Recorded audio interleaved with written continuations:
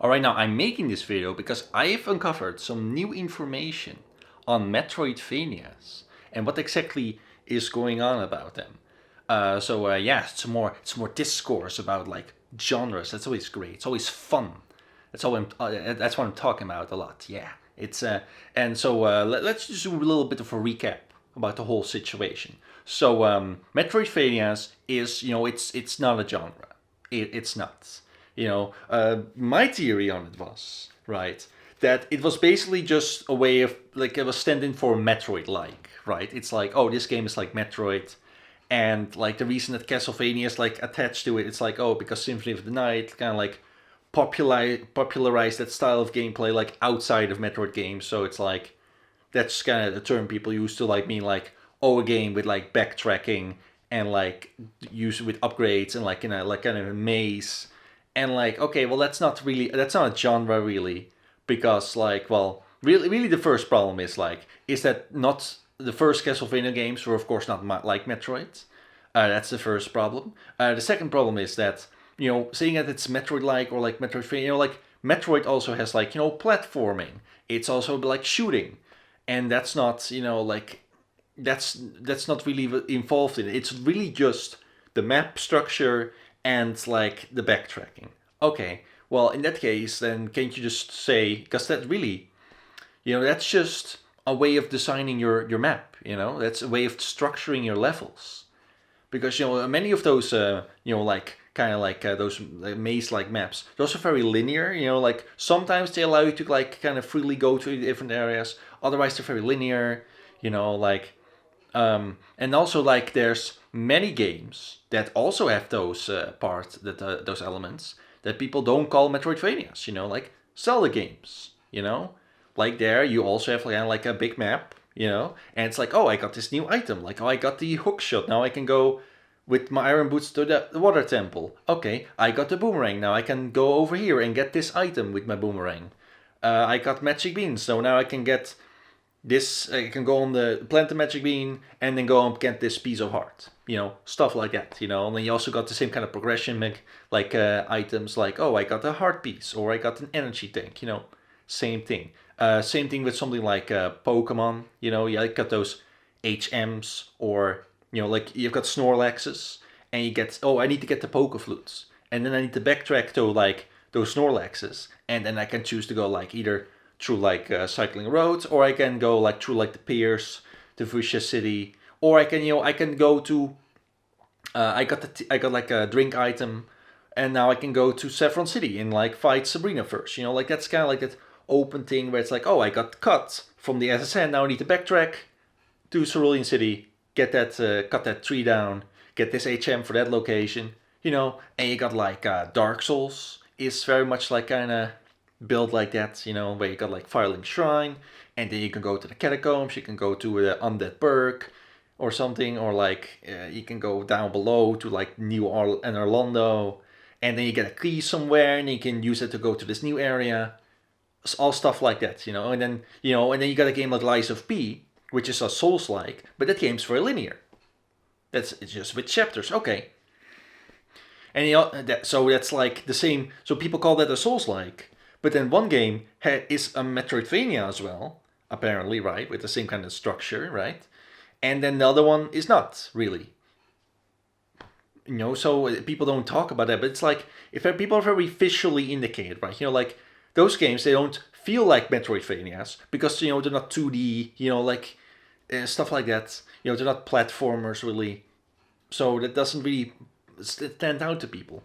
But even like with Castlevania, right? Because like really, Castlevania 2: Simon's Quest was like the first like Castlevania game in like that open style. You had like a maze like overworld where you had to go from this place to that place. You needed like a heart to go to give to like the boatman so you could go to this other place.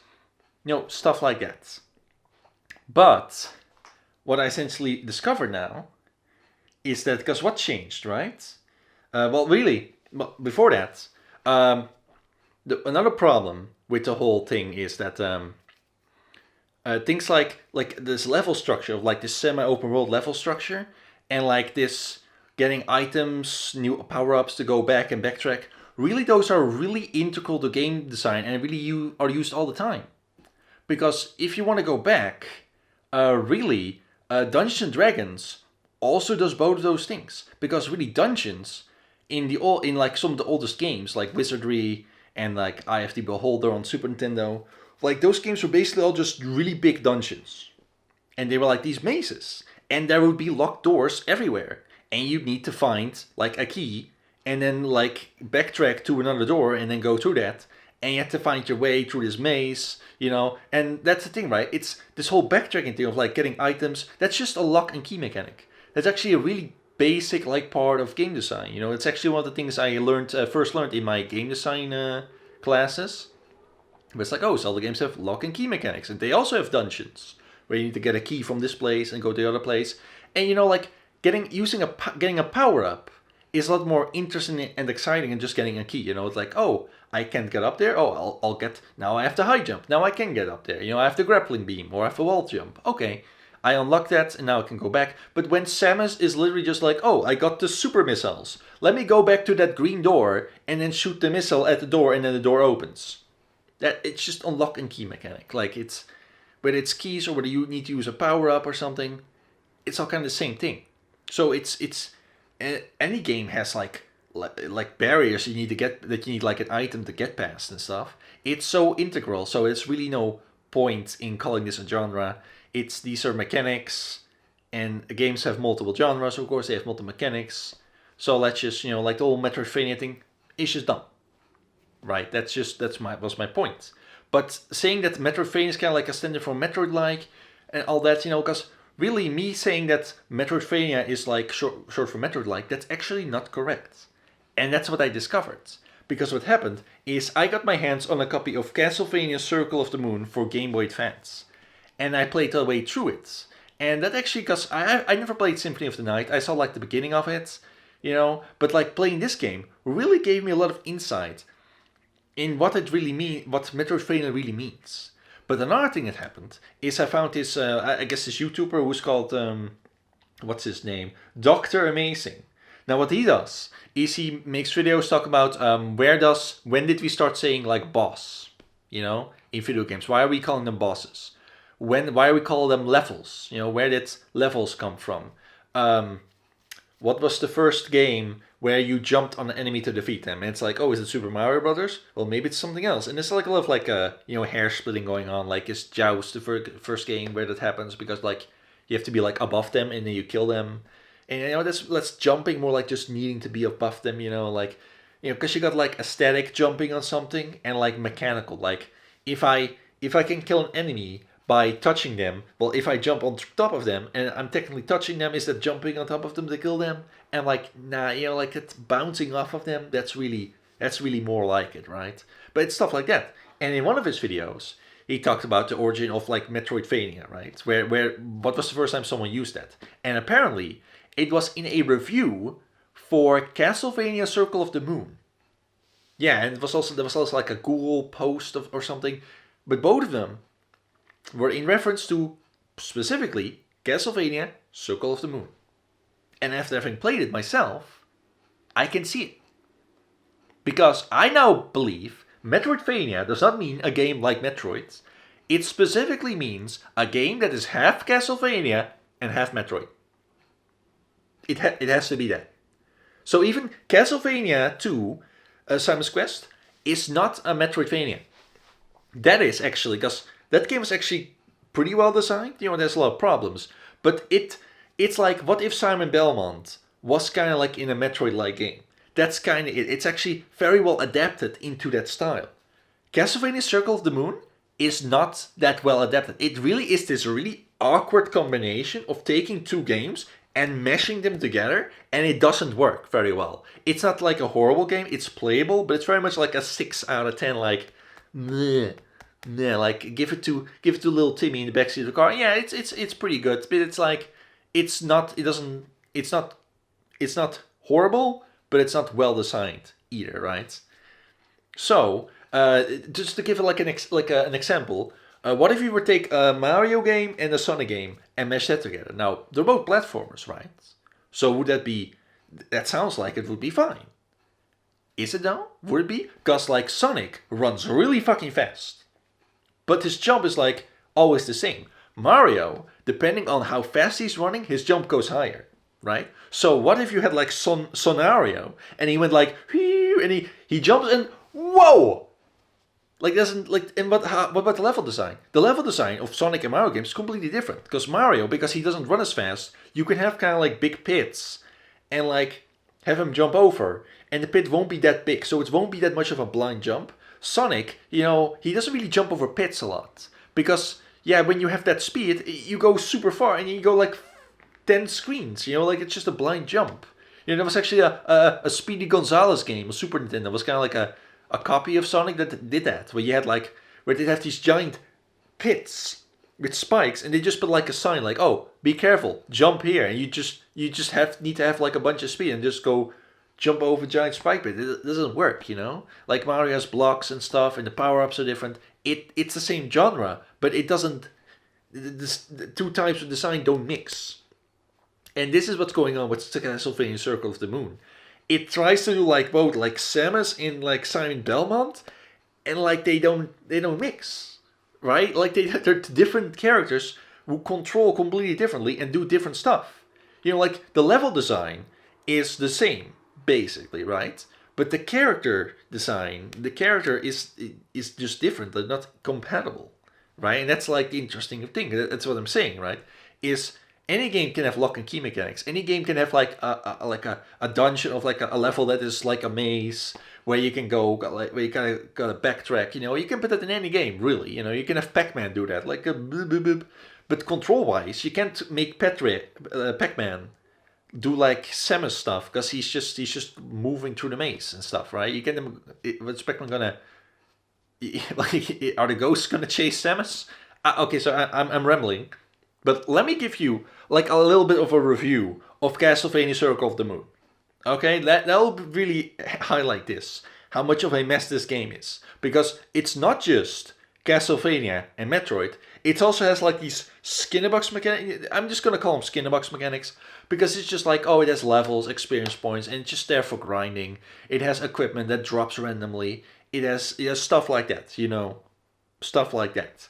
And it also doesn't work. Like it's like Symphony of the Night also had that, Castlevania 2 kind of had that, but even there it was even done better, kind of, by being done worse. But like Circle of the Moon, it's really. So let me get into this review a little bit, right? Okay. And for this, we're gonna keep Castlevania 2 and also Zelda 2 in mind, because Zelda 2 is also like kind of like in a Metroid style, with like, it's even like a 2D platformer, right? Like the temples are designed like kind of like those mazes, and you got all these keys, and you gotta get them to the locks, and then you get like the new magic spells that you acquire. Oh, I got super jump, now I can jump up here. I got fairy, I turn into a fairy and I can go up here. Same thing, just like a Zelda game, same thing really, right?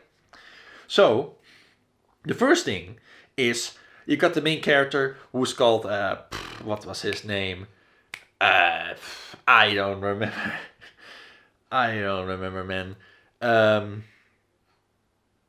I don't know, like call him Kevin or something. David Cage? No, that wasn't it. I knew his name. I don't remember. Okay, but so like Nathan Graves. That was it. So Nathan, the way he controls, because remember Castlevania 2 Simon's Quest? Simon Belmont in this game moves identical to the way he moved in the first game. Identical. And because of that, the level design is completely very different from in Metroid. Because in Metroid, like all the maps of most like Metroid games, like even like the Castlevania games, right? Like Symphony of the Night, are like in this. You can put them like in a circle where there's a lot of like horizontal and vertical, and you can go up here and you go kind of like up there. Because these characters they're better at platforming, right? Samus is very floaty, she can kind of go up in these like vertical hallways where she has to jump on enemies and freeze them and stuff. Okay. Like Alucard, he can turn into a bat, kind of fly up. Okay. Simon Belmont can't do any of those things. So, his level design is horizontal. Like, the whole map is like a rectangle, right? A rectangle. It's a rectangle. Horizontal. If he goes to like he can go to like down a layer by finding like a stair, and he goes down a layer, and then he's on the bottom layer. That's the way he has to make it to different levels of like the entire map, right? The only time where he does really anything vertical is in like the dimensions, and then he can like jump between blocks, or he can take the stairs. You know, like he just walks up the stairs. That's what Simon Beltman does. You know, he goes upstairs. Okay, so very again already very much adapting like the world, the level design to Simon Belmont, so he can be in this like open world, right? In this game, that's not the case. Instead, Nathan Graves, he has like horizontally, he moves just as slow as a Castlevania character. You know, he has his whip, which just comes out kind of slowly. His jump, whoop, super high, just, and it's one of those jumps where it's like, you know, he's still very heavy, you know. It's one of those jumps where it's like, as long as you hold down the button, he keeps going up. But the moment you let go, it's like this, in like game programmer terms, like this velocity is immediately applied to him, so he like immediately drops. Like, he immediately drops, which like, there are many games, like I was playing like Wario Land Shake It. Wario has that mechanic. Like, even like Wario Master of Disguise, Wario has that kind of jump. So it's the same kind of jump. Okay, that can work. Right, but for like Simon, like a character like who has like this slow whip and like this slow movement speed, it doesn't really fit, you know, like, because the way he moves, because the map is designed like a Metroid map basically. Like, there's a lot of places where he's just going up vertically, and when he does so, he just jumps up semi-solids, just semi-solid, like whoop whoop. There's so much jumping. You're just constantly jumping up and up and up and up and up, or you're falling, and it's really repetitive, honestly. Like, even in Metroid, there's not. I don't think there's any semi-solids. You know, she mostly just jumps around stuff. But it's like it's as if you had the jump height of Falco, like if you're playing Smash Brothers, but then the gravity of like Fox. It's really awkward, especially when there's an enemy in the air and you're like jumping up to hit him. If you let go of the jump button to press the B button to whip, your character he'll jump up, and then by the time the whip will come out, he'll already have dropped too much, and the whip will go right under the enemy. So you have to like hold A and then press B. So he keeps going whoop and then does the whip. Instead of just going like, oh, I dropped already.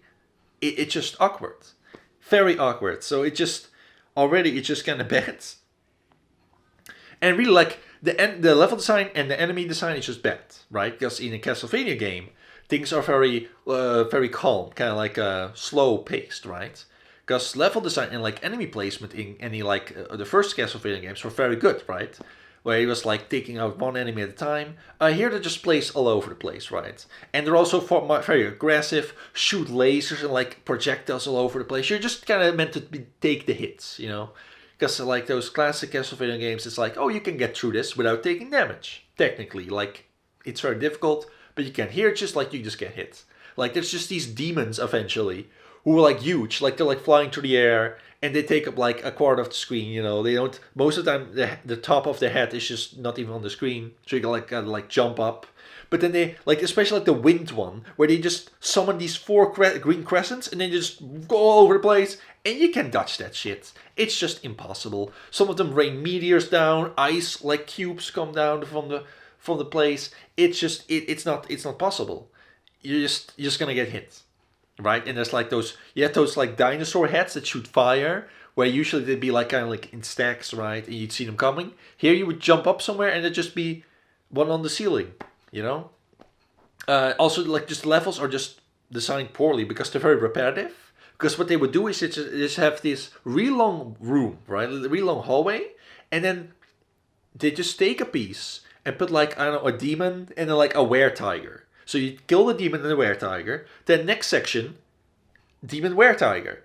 Demon were-tiger. Just repeat that shit. Just take one piece of level and then just duplicate it.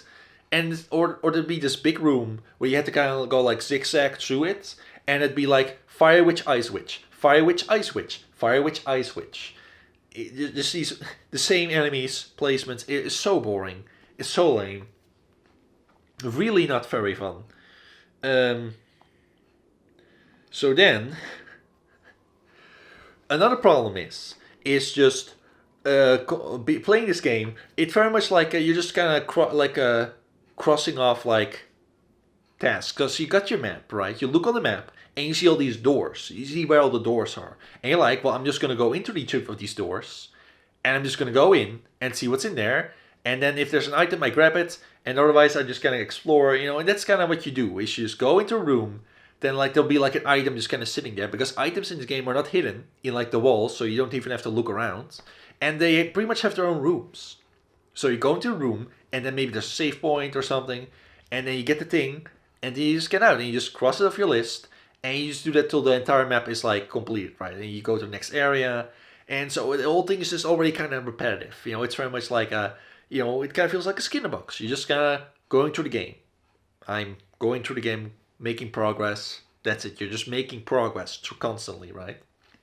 The next thing is, because some of the first upgrades you get, luckily, are there to help you platform.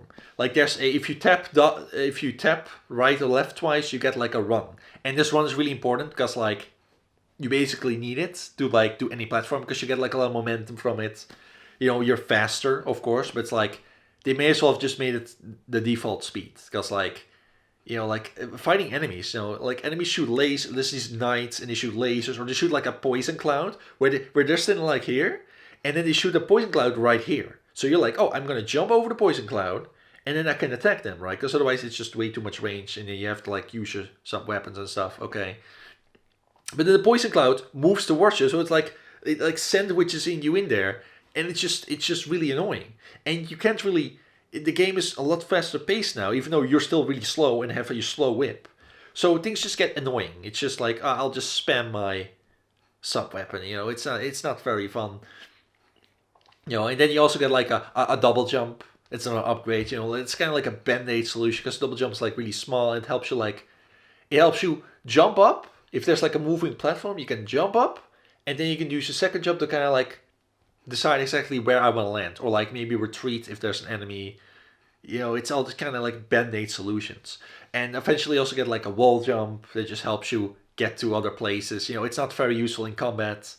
And the last upgrade, it's one of those upgrades where the game designers are basically saying, yeah, your reward for playing the game this far is you get to skip all the stuff that was annoying about it. So here's like a power-up that lets you do like a super jump just straight up like a rocket, and you fly up, and you can't really control your horizontal movement, so you'll just crash into the ceiling, and then you'll be like, oh, I guess I should have gone to the right a bit. So you go all the way down, and then you can go a little bit to the right, and then you go all the way up again. It's like you can even do it multiple times. Just keep going up, and then there'll be enemies you got hit by, and it just doesn't feel good.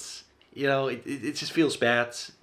But yeah, if there's like a real long like hallway that like where in the beginning of the game you like fall down and you can get back up, well, now you can go up there. Okay, I guess I can, and then you can use it to get to the next level.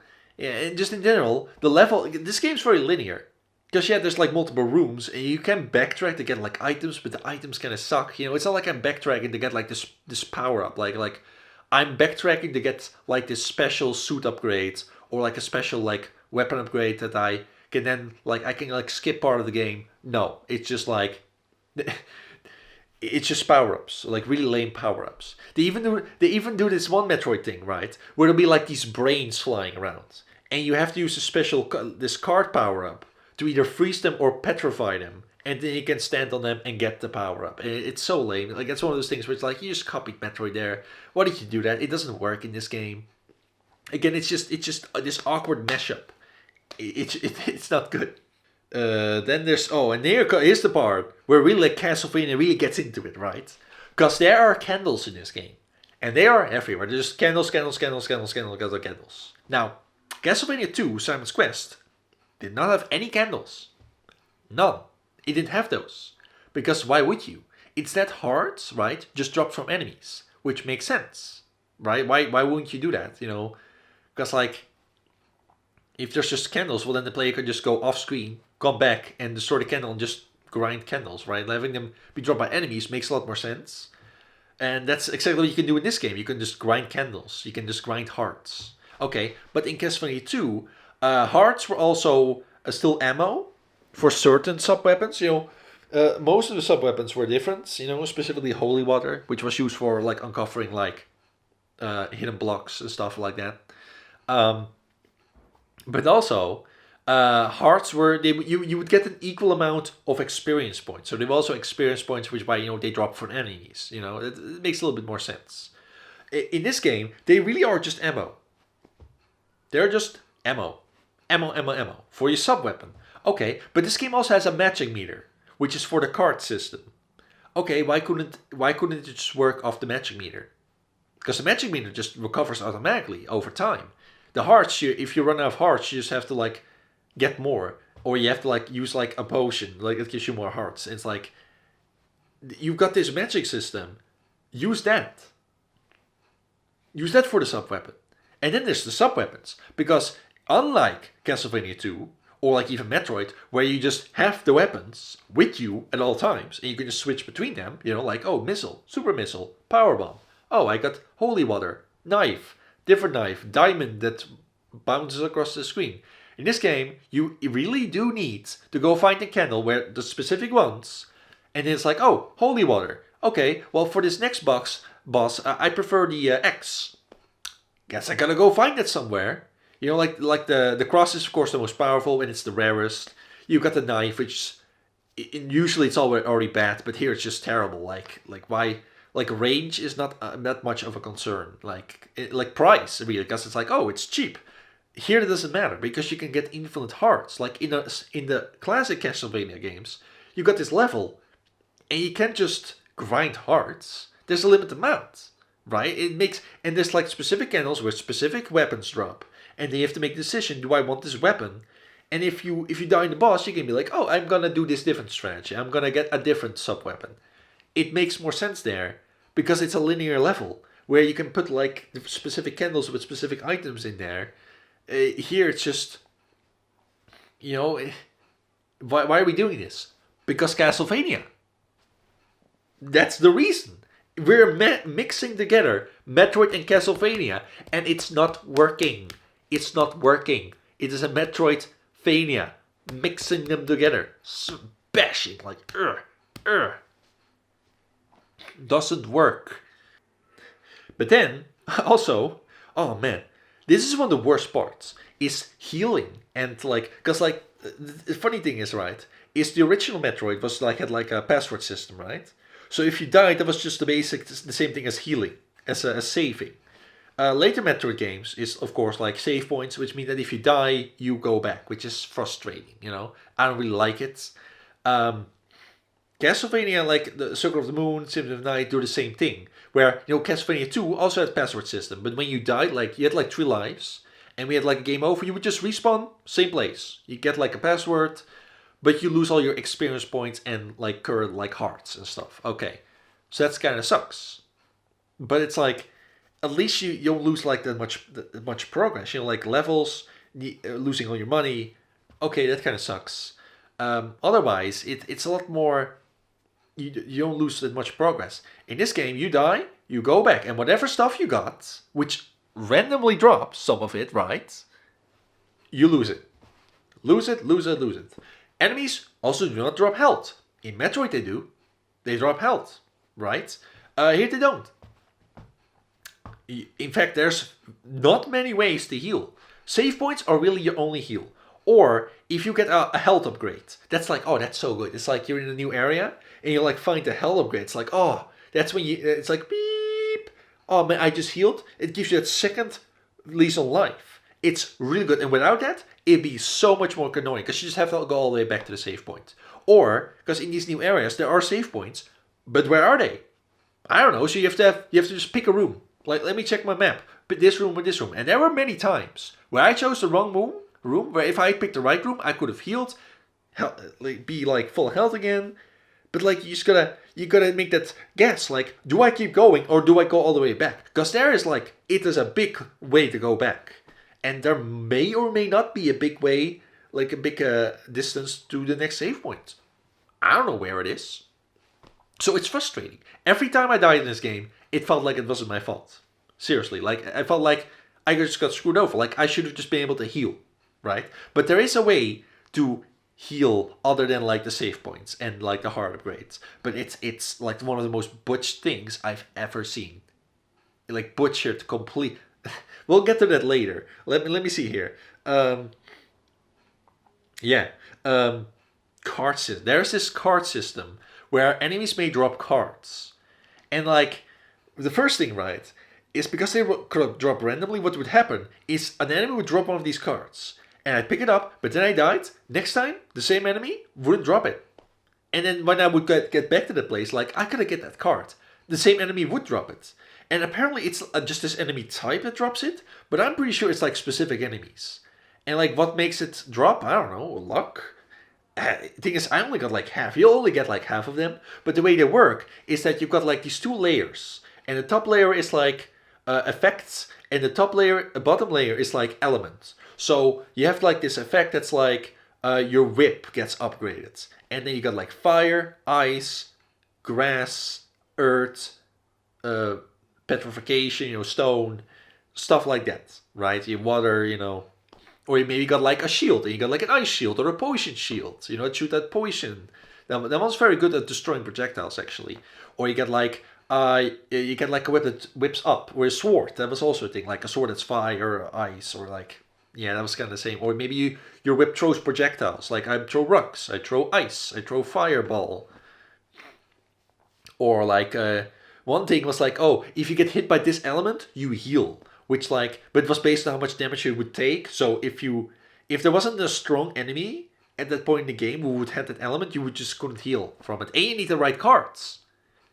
It was just terrible. Like I didn't have that many cards. I had like a bunch, and some of them were good. Like really the ones at the end of the game that were just the best was like gain more damage depending on how much of the map you've discovered, or gain more defense depending on how much, or like gain double hearts when you pick up hearts, or like walking slowly gives you experience point. Well, that one wasn't good, especially at the point I got it. But like those cards were like, it was like this cool thing where it's like people like, oh, this is such a cool system, but most of the effects were bad or unusable, and you didn't get any of the cards, and like some of them were just better than others, and so it's like one of those things where it's like cool, but it's not actually that good, right? It's fun to experiment with, but then you don't get that many cards. It really wasn't very good. Now then there's the map progression. Yeah, again, like it's linear, but even like the stuff you get sucks because the way the game works, right? It's like you have an area, then you got if at the end you get a boss, then you get an upgrade, and then you go to use that to get the next area, next boss upgrade. This is the structure. Just you can't like skip areas. You don't have any freedom really, and like the upgrades are really lame. Because yeah, you got like the wall jump, and you got like the double jump, okay. But then you got like the ability to push blocks.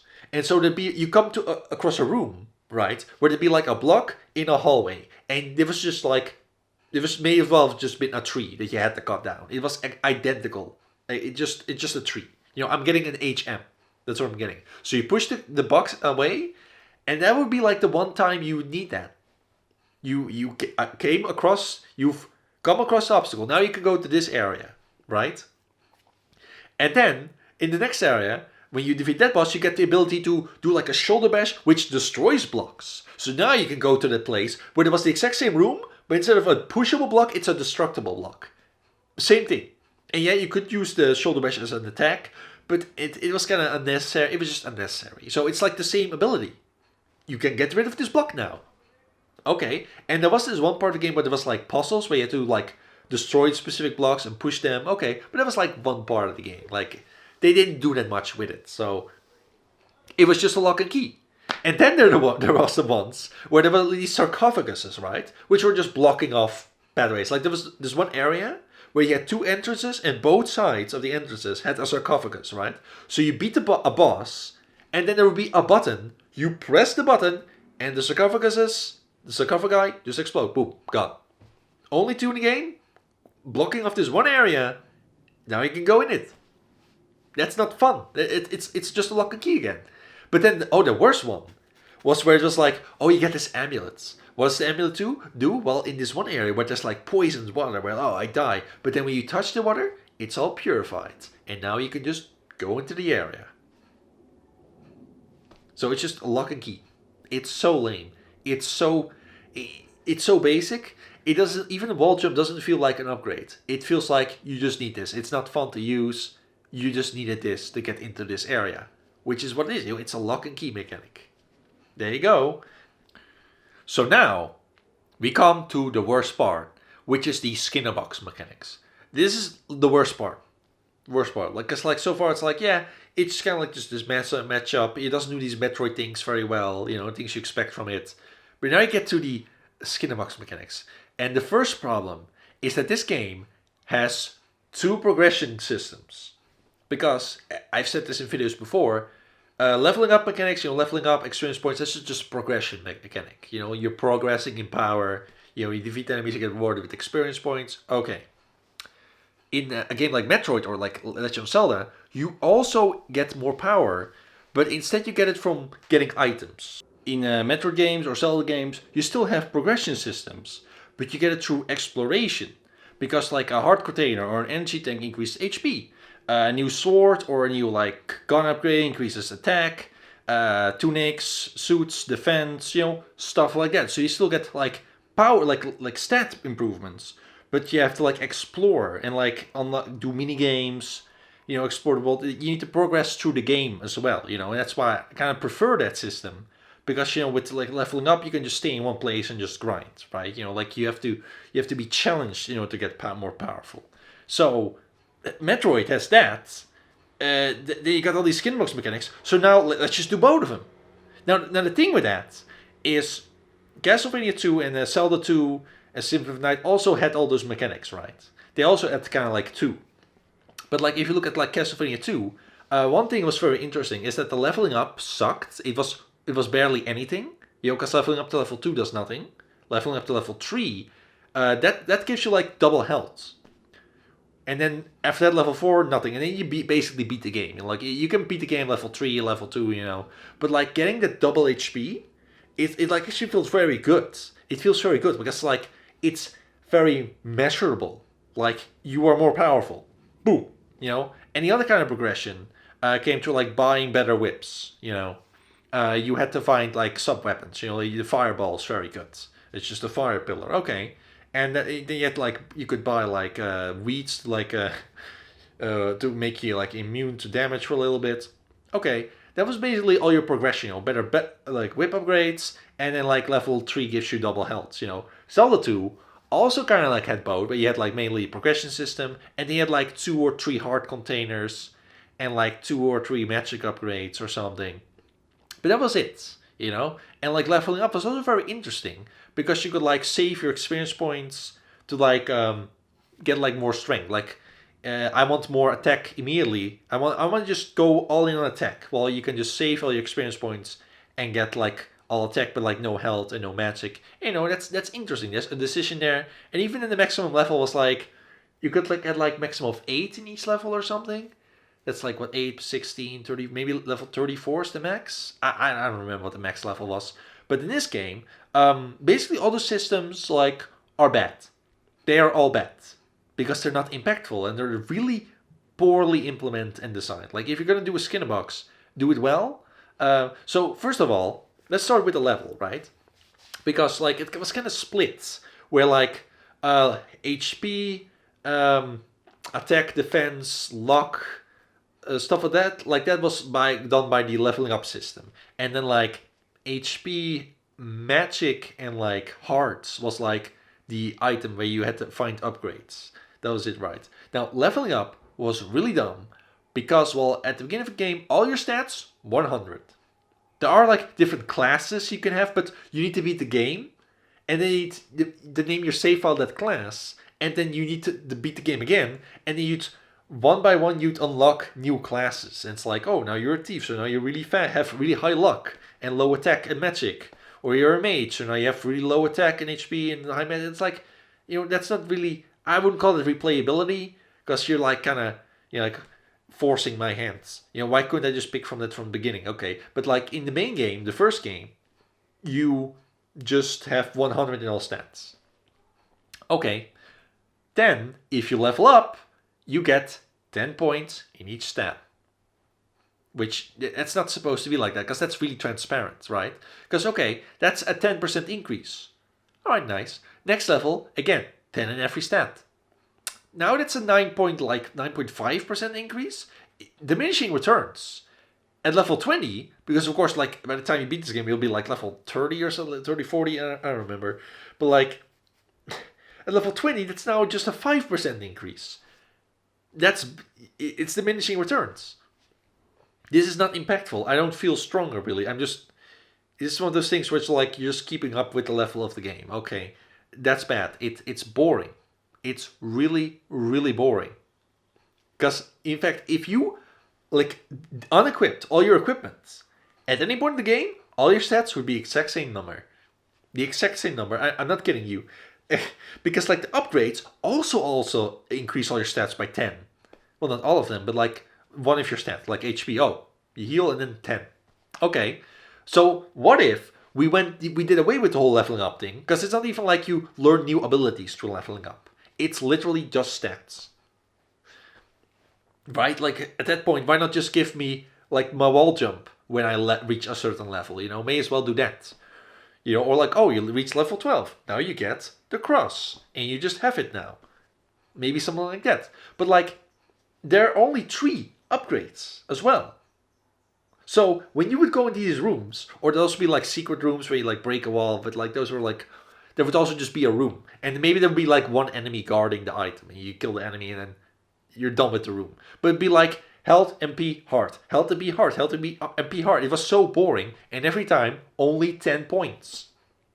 That's boring. So instead, what if luck and magic and attack also had those items? And then you could get rid of half of those other items and then just double the amount you get from each.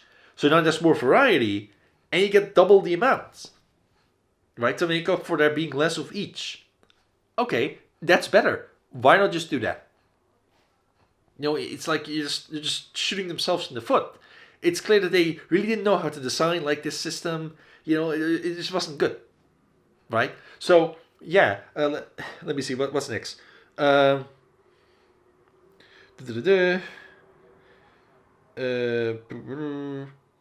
and then there's equipment. Also just completely undercooked. There are only 3 equipment slots. One is your armor. Then there are 2 like ring/arm bands. They just do like arm things. And that's it. There's no helmet, no boots. Only 3? Like, and like, they really didn't matter, especially luck. Like, luck doesn't do anything. It doesn't do anything. Like, you can, like, I was getting drops just as commonly when it was at 100 compared to when it was at like 400. Like, so it's like, oh, I got this new item. Should I get more luck in like exchange for less defense? No, it's just attack, defense, HP. It's so lame. But also, it would have been more interesting because like the equipment drops from enemies randomly. Okay, why couldn't the equipment, as well as the cards actually, why couldn't those also be in rooms? Right? Because I don't need more than one of each, right? So could they just be in a room and then I unlock this card, or I unlock this piece of equipment? Apparently Symphony of the Night did that. You know, why didn't they do that? You know, because there's even like one of the best armband in the game is like called the Lucky Star armband or something. And depending on which arm you put it on, left or right, it does something different. So you're like, okay, that's a choice, but you can just get 2 of them. Okay, and they're like the best, so you just have one each on one of them. So it's like, oh, I don't have to make a decision. It's just the best of both worlds, like Hannah Montana. And yeah, equipment can also drop multiple times. It can drop multiple times. Which, like, okay, that makes sense. I'll just sell them. I'll just sell my duplicates. Too bad there's no store in this game. No store. They copied all of it. They had everything else. No store. Why not a store? Apparently Symphony of the Night had a store. So like there's this one part of the game, right, which is like kind of in the middle of the castle, where you go through this like a bunch of times in order to get to like these teleporters, and there's like a save point nearby as well, so it's very easy to be like, I teleport through this place and then go to the save points, and the enemies are very weak, you know. And those skeletons there, man, they drop leather armor at such a high rate. It's just constant like leather armor, leather armor, leather armor, and I'm just picking it all up. I had 50 pieces of leather armor at one point. I have 50. By the time I beat the game, it's almost like I think it's 60 now, and I'm not even like grinding here. I'm just coming through and like, oh, I'll kill this skeleton. Oh, leather armor. Leather armor, like you can't sell it.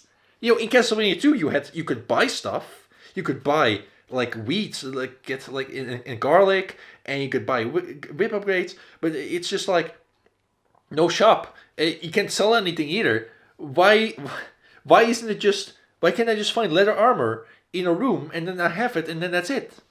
No, it has to drop from enemies. Why? That's just how it works. Or random chance. Get fucking 50 of those. It doesn't make any sense, right? But where this gets really, just really dumb, and really like this is the worst part, man. You're gonna love this. The consumable items. Because there are potions in this game. No, because first off, there's antidotes and cures. Because there's certain enemies that can apply poison, and the way they did it is that the enemies that cause the status effects can also drop the cure. Okay, that's nice. It makes sense. But then what if I want a little bit of a reserve, right? And in that case, I need to fight them more. But then I am at risk of getting poisoned, and then I'll need to use the cure and yeah, you're not really meant to build up a supply really. I don't think so. But curse, yeah, curse kind of went away on its own. Poison, yeah, for a long time could really get you. You know, although your poison attacks wouldn't actually poison enemies. You know, that was just kind of the aesthetic. It was the aesthetic of poison. Yeah, it was kind of like a poison cloud, and then they deal 1 damage real quickly. Blah, blah, blah, blah, 50 times deal 1 damage in a few seconds. You know, something like that. Okay. So that was those consumables, and it was also heart recovery consumables, which I never use because you have plenty of hearts. You know, you don't need that. You can just. Although there was one annoying thing is the one with the water, the level with the water.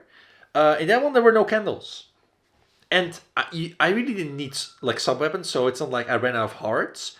No, when I got to the boss, I had holy water with me. The boss flew in the air, so I was oh, you really use the axe here. But, oh no, there's no teleporter either. So you're stuck in this level. So I guess you're going to have to go back all the way. Yeah, no, I'm not doing that. You know, I'll just use the whip. You know, it's just where everything that really goes down the drain, right, is with the HP recovery items. Because as opposed to the cure poison and the cure heart and the heal, they get more hearts, things, the potions literally never drop. They don't drop. They literally don't drop. They are rarer than shiny Pokemon in this game. I am not shitting you. They do not drop. They don't drop. Ever. And even if they dropped, they are shit. The weakest potion in the game, right? There were these wolf enemies that kind of dropped them somewhat regularly. And with that, I mean maybe I got 4 of them throughout the entire game. Ridiculous. And it only healed 20 HP. I'm not shitting you. And remember, at the beginning of the game, you have 100 HP. That's 1/5. It heals 1/5. One potion. 1/5. The most basic potion at the beginning of the game, 1/5. Unless I guess you're a mage. In that case, maybe you have 40 HP. Oh wow, half. Okay, but in Pokemon, right? Potions also heals 20 HP. But you start out with a Pokemon with 16 HP. So it's it's a full heal. Right? So imagine if potions in Pokemon only healed 3 or 4 HP. It's oh no, I got crits by my rival Gary in my first fight. I better use the potion. Oh look, it healed 4 HP. And then this even just uses tackle and does 5 HP. It's just a waste of a turn at the point, right? So what would happen, and this is hilarious, because you'd have 6 potions that at level 2, now it's healing one at level 3, it would heal 1/6, right? So you'd be level 10, and you'd have 6 potions, right? You have already a 200 HP, and now it's healing 1/10, right? So what would happen is you'd be in a tough area, and you'd be okay, I don't think I'm going to make it to a save point. I'll use my potions, right? And you'd have to use all of them, but it will only heal you 1/10 of your health. Maybe there's a little bit. That's how shit they were. And so what would happen is you die anyway. And when you die, you go back, you reset to your last save, which means that the potions are back in your inventory.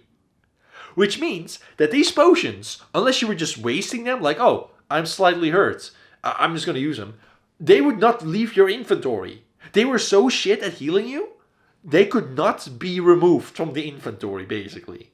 You'd just still die. Because if you're in a tough area, well, you're probably gonna die. And if it doesn't heal enough, you just die.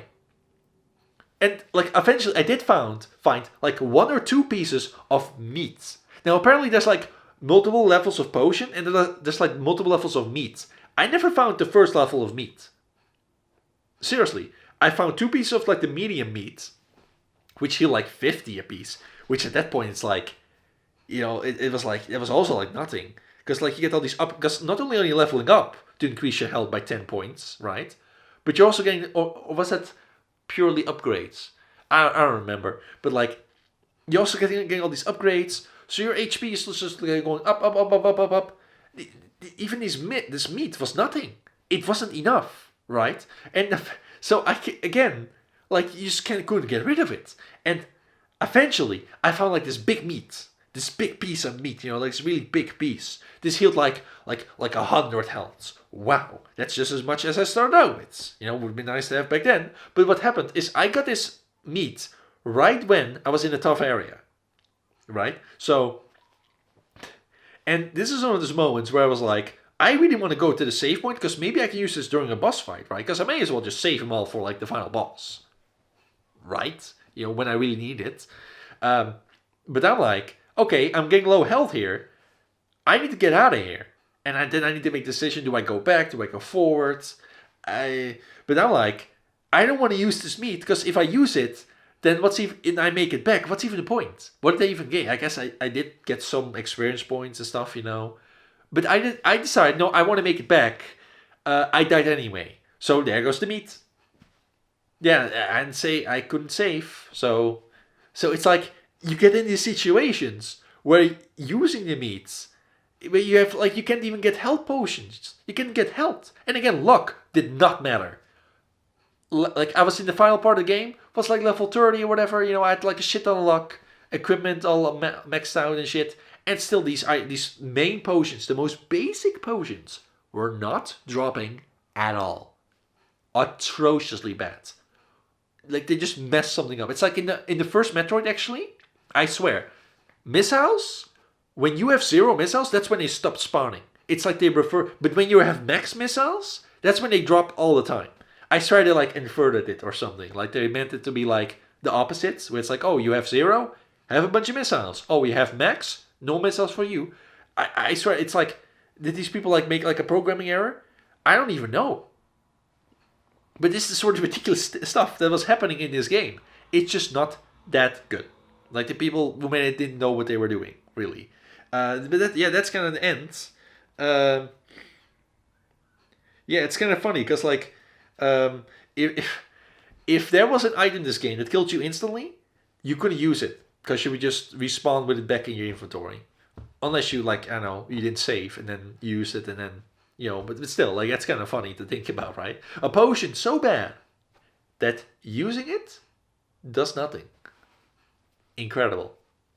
Yeah, maybe if I could buy them somewhere, right? If you could sell leather armor, which again, 50 leather armor of an item I only need 1 of. Like they switched the drop rates or something. Potions, stuff I could use a lot of since they heal for shit. Not for you. So that's the story of Castlevania Circle of the Moon. Playable, not very fun. So what's the conclusion here? Well, really, I don't think there's any other game that Metroidvania could even apply to. If you have a Metroidvania, it specifically implies that it's half Castlevania, half Metroid. People even in that video were talking about like that Castleroids was like an alternative name, and like people like made up this idea that a Castleroid is a game that's like Castlevania and Metroid, but like that's like Metroid, but with the experience points and the levels. And it's like, you're just making that up, right? Because like, yeah, these are 2 different terms, but they're the same term basically, right? It's just like which part of which word do you want to combine, right? And even in those posts, in that review, a Castleroid, it's just another way of saying Metroidvania. You combine the 2 names. let's not project anymore like meanings onto these words. Like, I did that too. Like I just presumed it was a Metroid-like, a Metroidvania, but no. Now I believe a Metroidvania, Circle of the Moon, is one of the only ones. It's I don't know what, but the other Game Boy Advance Castlevania games. But yeah, if you have a game that's like half Metroid, half Dark Souls, maybe you could call it a Metroid Souls, a Mesol, Met Souls. I don't know, but only if there's like two. If you have two if a game that's like two other games, you can combine the words and say, oh, it's a moronic, it's a Mario Sonic, it's a moronic. Wow, what a terrible idea! Please never do this again.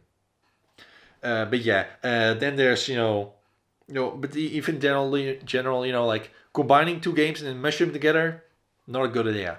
Not a good idea. Just you need to keep, it sounds like a cool idea, but you need to be careful. You need to adapt it much more. Um, if you're gonna have a Metroid-like though, it should also probably have like shooting, and like it should have more in common with Metroid than just like the map and the progression. I wrote some stuff down to be like, oh, this is my conclusion.